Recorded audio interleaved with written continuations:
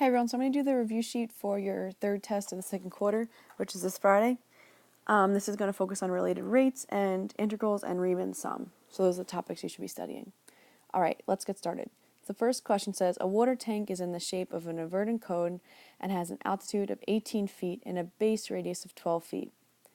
If the tank is full and water is drained at a rate of 4 feet cubed per minute, how fast is the water level dropping when the water level is 6 feet high? So there's a lot of information going on in this problem, but really what you need to do is just think about what they're given or what they're giving you.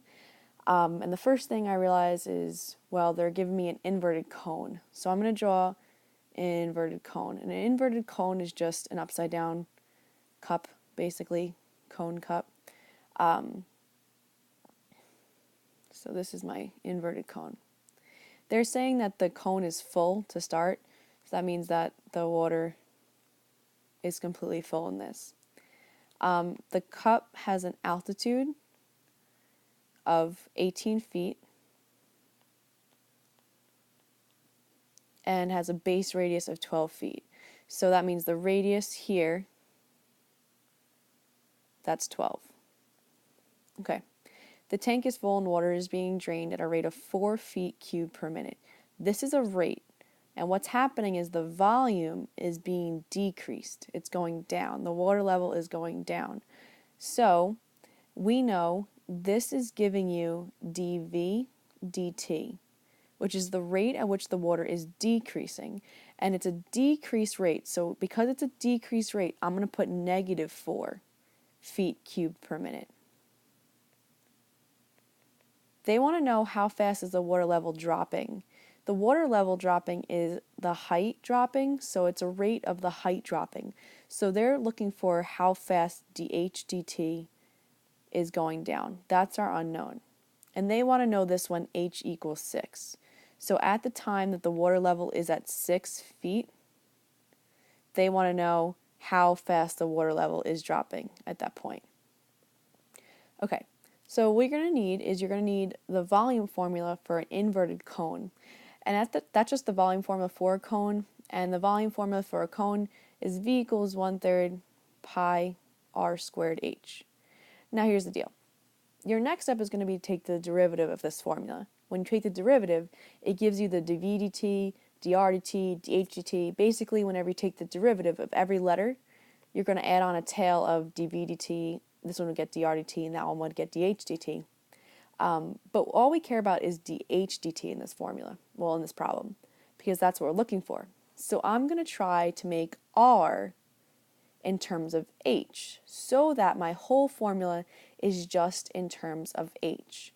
Now what's cool about an inverted cone is that it's proportional. So the proportion that I have is r over h equals 12 over 18. Okay? You could reduce that, 12 over 18 could reduce to r over h being 2 over 3. So basically what we're going to do is we're going to use this rule and we're going to use it to solve for h. So I'm going to solve for h. I get 3 times r equals 2h divided by 2.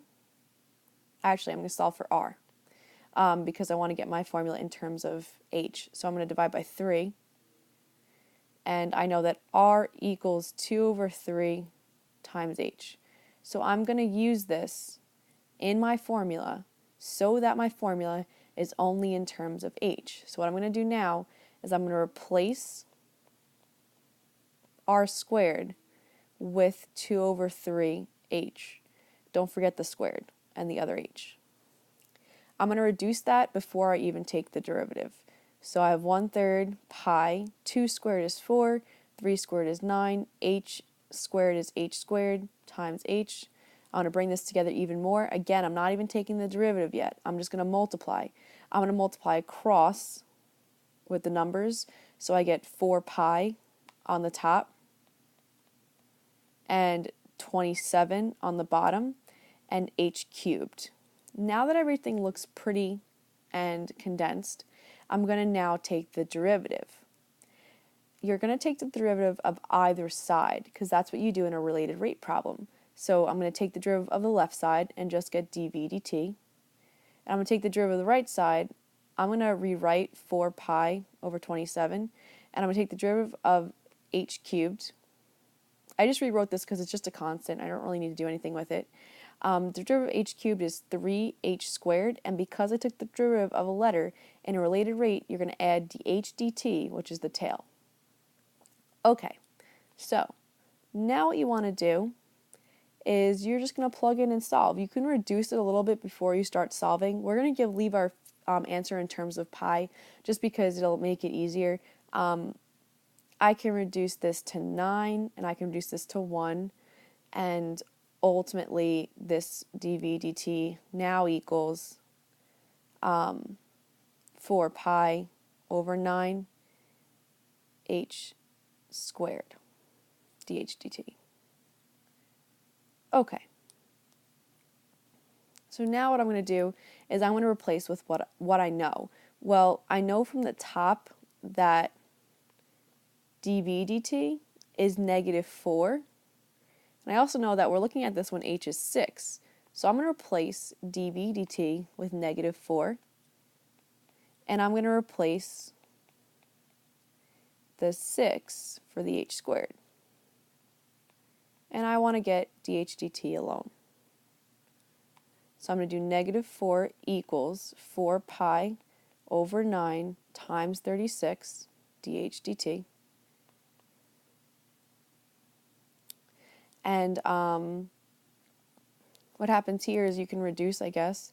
This becomes a 1, that becomes a 4. And -4 equals 16 pi dh dt. Pi dh dt. And I need to solve for dh dt, so I divide by 16 pi. I'm going to reduce the left side, so I get the rate at which the height is decreasing is -1 over 4 pi feet per minute. That's your dh dt, and that's what they're looking for. Okay, the next problem is also a related rate problem. It's saying air is being pumped into a spherical balloon at the rate of 100 centimeters cubed per second. They want to know how fast the diameter is increasing when the radius is 5 centimeters. So, first of all, I know that I have a sphere. I'm just going to draw a dotted line around here so I know it's a sphere. Air is being pumped into it, so the volume of the spherical balloon is increasing. So dv dt in this case is a positive 100 centimeters cubed per second. They want to know dd dt because they want to know how fast the diameter is increasing. So that's the rate that I'm looking for when the radius is 5. Now, there are several ways to approach this problem. I'm going to do it one way. There are other ways to do it. So if you want another way, just ask me in class. But it starts off with the same formula. The formula for the volume of a sphere is 4/3 pi r cubed. Now, what's cool about this one, in respect to the first problem, is that there aren't two variables on the right side. So there's no need to replace r with anything. You can just leave it as r. Okay. So I'm going to take the derivative of either side. So dv dt equals, I'm going to bring that down, make it 12 over 3 pi r squared and dr dt. Now, you know r and you know dv dt. dv dt is 100. R is 5. Okay. I'm going to clean this up a bit. So 100 equals, this becomes 4 pi times 25 dr dt. And 100 equals 100 pi dr dt. I'm going to divide by 100 pi. Okay. This tells you dr dt 1 over pi. So the radius is changing as 1 over pi centimeters per second in this case. But you don't want that. You want the diameter. And actually, I'm pretty sure this works all the time. You could just multiply your rate of the diameter by 2, well, of the radius by 2, and that'll get you the rate of the diameter increasing. So dd dt equals 2 over pi centimeters per second. And that's your answer. Next question says integrate the following. Now this is a normal integration problem because it's separated by addition and subtraction. The fancy ones like U-Substitution and the E and the ln and all that stuff, they have like multiplication or division in them. This is a nice problem because it's separated by addition and subtraction. So you can go straight to taking the integral or the antiderivative. Remember, you add 1 to the exponent and you divide by that exponent. So I'm going to add 1, divide by that, add 1, divide by that, add 1, you can divide by 1 technically. Always remember the plus c because you're taking an indefinite integral. And I'm just going to clean this up because these 3's cancel.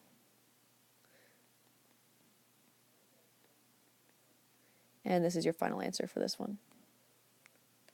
Next question, same thing, really nice integral. It's separated by addition, well, subtraction in this case. The only thing you're going to do is probably you're going to want to clean it up a bit. So I'm going to write the integral again because I haven't taken the antiderivative yet.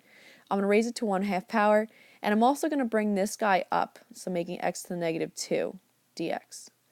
And now I'm going to take the integral. When I take the integral, the integrand and the dx go away.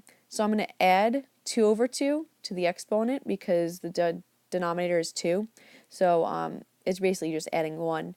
And this becomes 3 over 2. And I'm going to divide that by 3 over 2. But you can just flip it and make it 2 over 3. Minus, I'm going to add 1 here. That gets you x to the negative first over negative 1 plus c. Now you could technically leave it like this, but it's not really pretty. So I would prefer that you simplify it a little bit. Meaning that the negatives become positives, so it's plus now. And this guy should go to the denominator because it's a negative exponent. In math, you don't usually write things with negative exponents. You try to write it always with a positive exponent.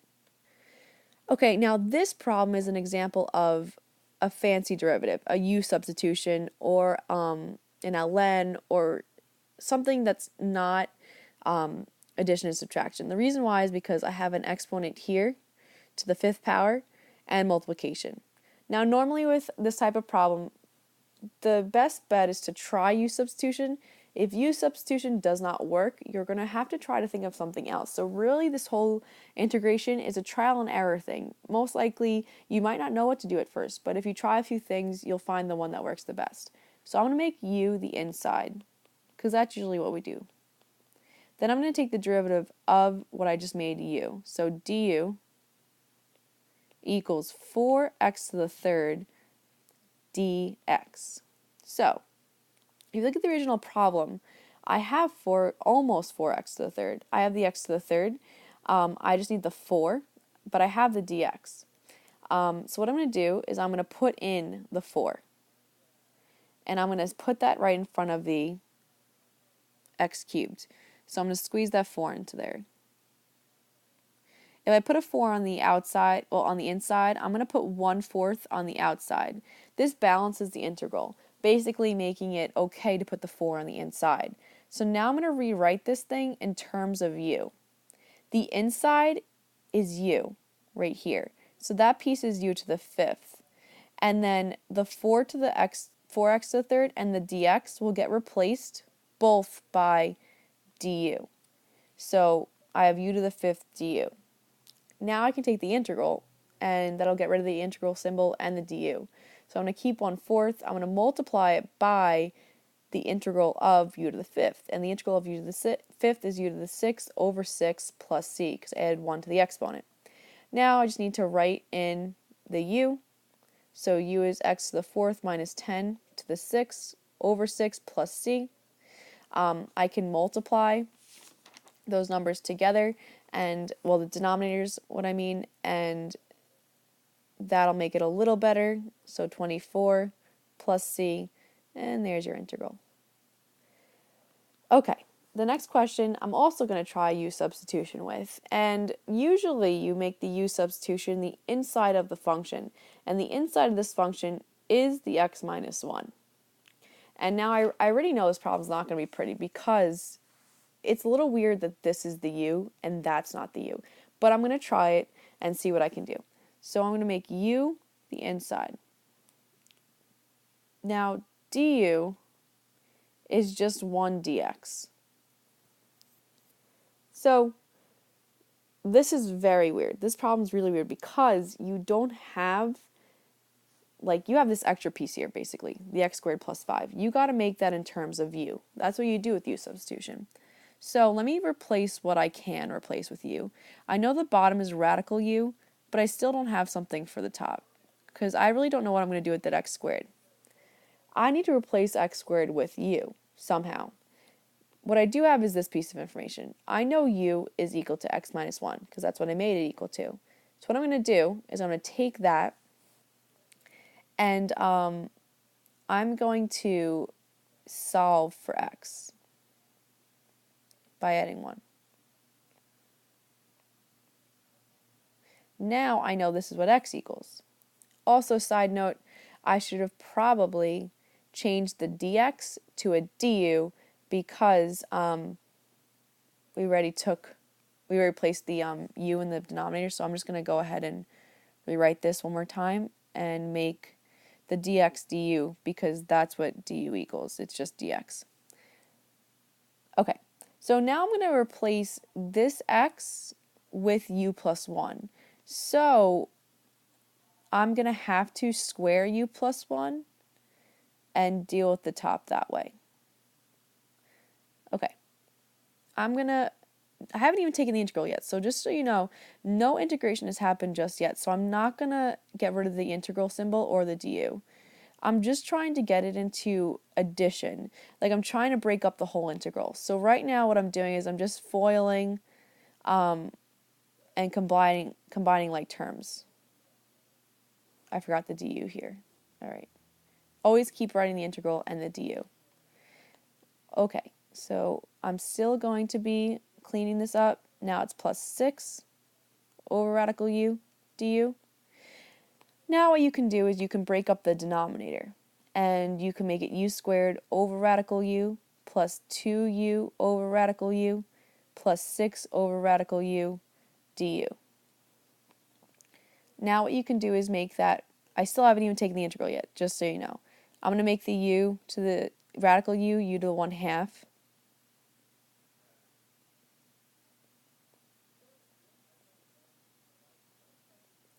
And I'm still not going to take the integral yet. I'm going to subtract the exponents for the first piece because I'm dividing and I have the same base. 2 minus 1/2 is 1.5. That's 3 over 2 in fraction form. Plus 2. This is to the first. 1 minus 1/2 is still 1/2. So I have u to the 1/2. And I'm going to bring the u to the 1/2 on the bottom to the top. Now I can take the integral, because I have 3 separate pieces of an integral. So I'm going to add 1 to the exponent. When I add 2 over 2 to the exponent, I get u, add 2 over 2, 5 over 2, and I'm going to do 2 over 5. Plus 2, I'm going to add 2 over 2, u to the 3 over 2, plus add 2 over 2, over 2/3, and 6 u to the 1/2, and over 2 over 1, plus c. Okay, so I'm going to clean this up a bit before I even put the u back in. This is 4, because 2 times 2, and then this is 12, because 6 times 2. And now I can put that u in, and if you remember, we set u equal to x minus 1.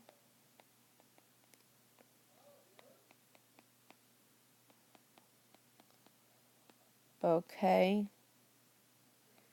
And this is my final answer.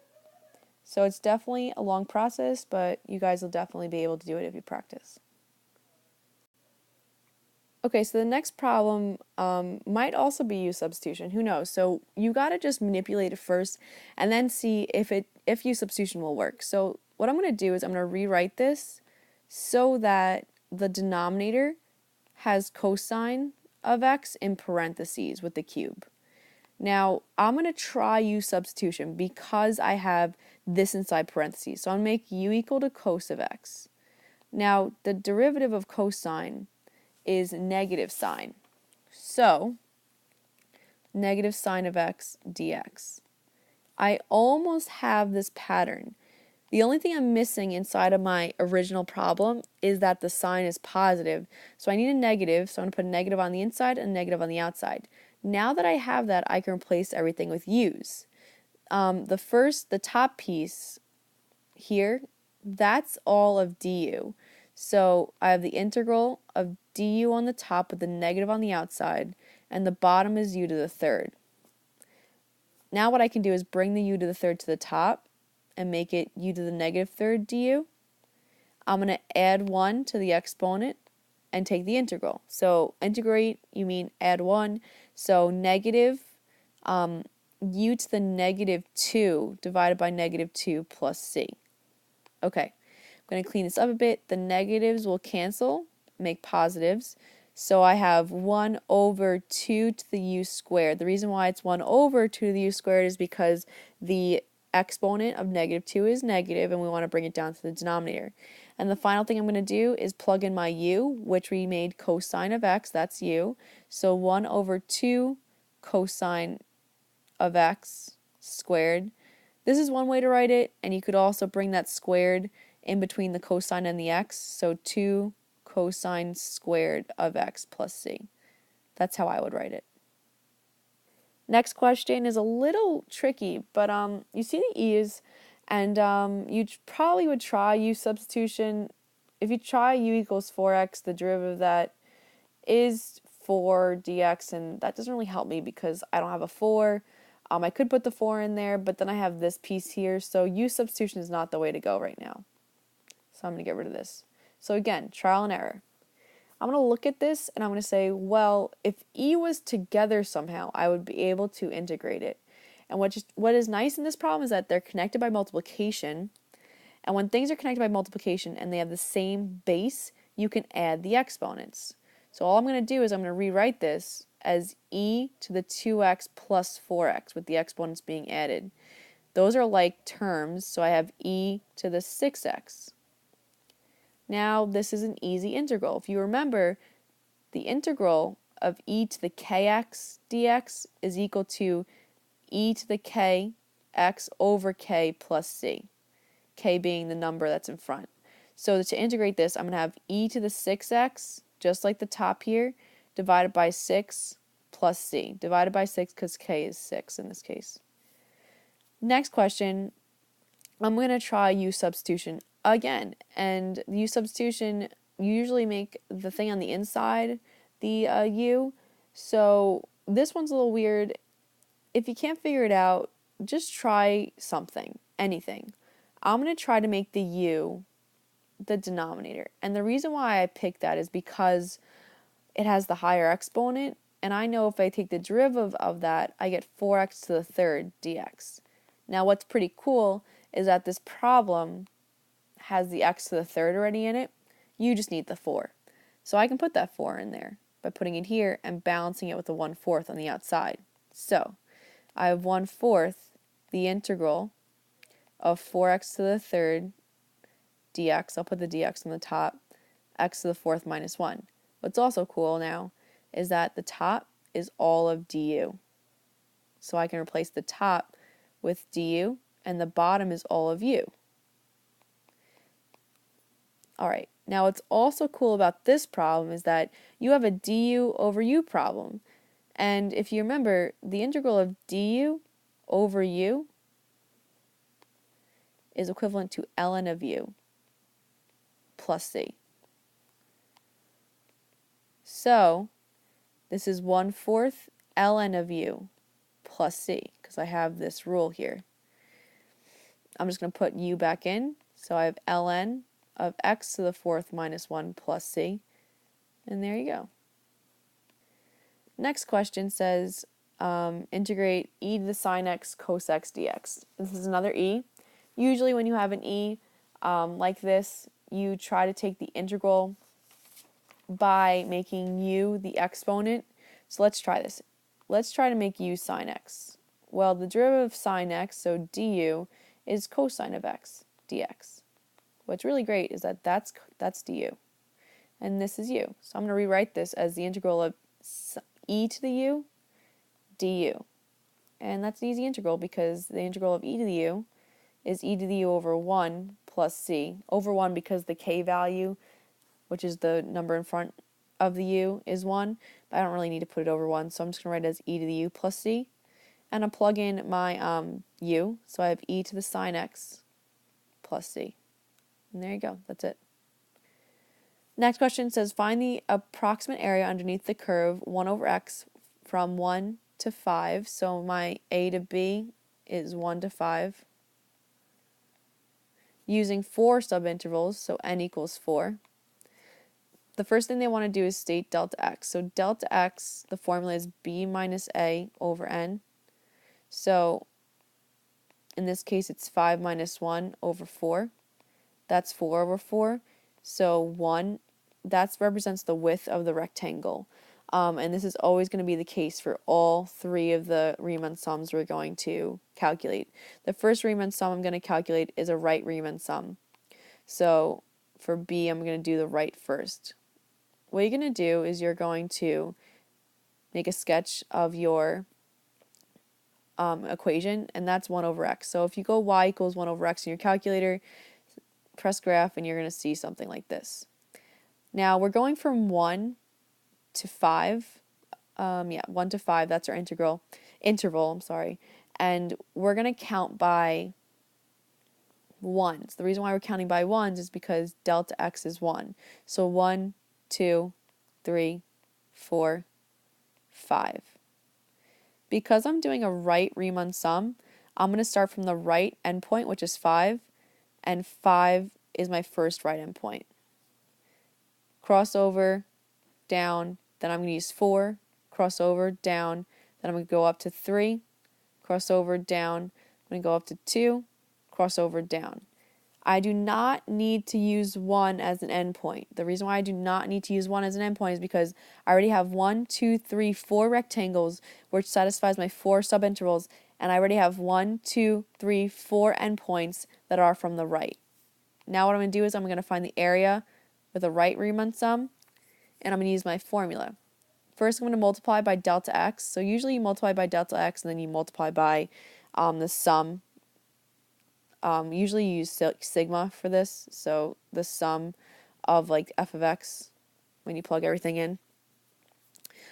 So I have 1 because that's delta x, and now I'm just going to plug everything in. So the first one's 1/5. I'm plugging that into this equation, 1 over x, plus 1 over 4, plus 1 over 3, plus 1 over 2. And that's all I need. I'm going to go to my calculator, I'm going to plug that all in. You're going to get 1.283 and so on, and we're going to make that a fraction, make 77 over 60.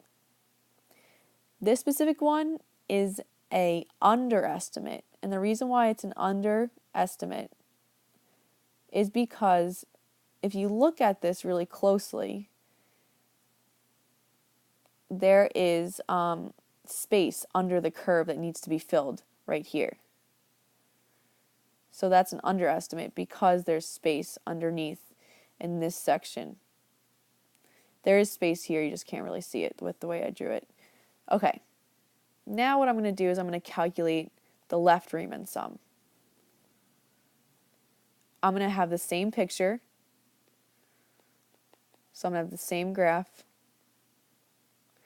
I'm going to have the same interval, 1, 2, 3, 4, and 5. Okay, and instead of using the right endpoint, I'm going to start at 1 because I'm using the left endpoint. So I'm going to go all the way up to 1, make a dot. I'm going to use blue. Go all the way up to 1, make a dot because I'm using a left endpoint, which is 1. Go over, go down to 2. Now I'm going to go up from 2, make an endpoint, go over, go down to 3. Go up, make an endpoint, go over, go down to 4. Go up, make an endpoint, go over, down to 5. So now my area from the left is equal to 1, because that's my delta x, times 1 over 1. The reason why I use 1 over 1 is that's my first endpoint. I have 1, 2, 3, 4 rectangles, so I have all the subintervals that I need. And now I'm just going to use the left endpoints, plus 1/2, plus 1/3, plus 1/4, and that's all I need, because 1/5 would not be used. 5 is not being used. Plug this in my calculator. I get 5.75, and that is 23/4 as a fraction. This is an overestimate, and the reason why it's an overestimate is because if you look at the picture, you can really see it with the first rectangle. There's clearly an overage here, and there's an overage here and here. You just can't see it with the way that my black line is just drawn. The last one you need to calculate is the midpoint. You're going to draw the same exact picture again.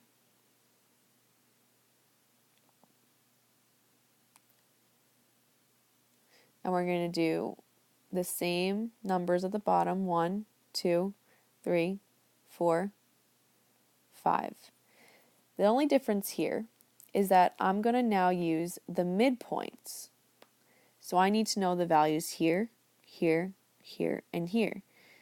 Those values are 1.5, 2.5, 3.5, and 4.5. The reason why I know that is that's halfway.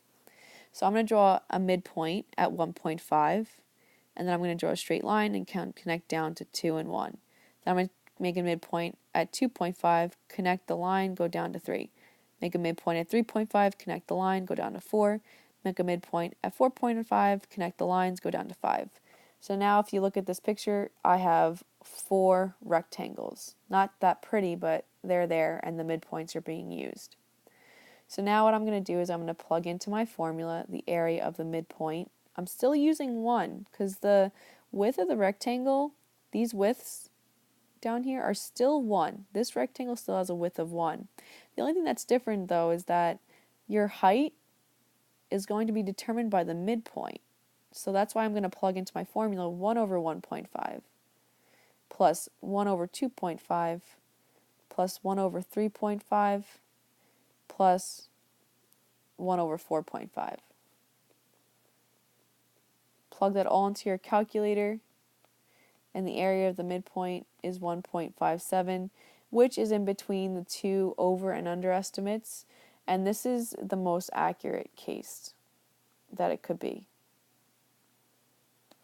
Alright, I hope this video helped. I'll see you guys tomorrow. Study up, and good luck.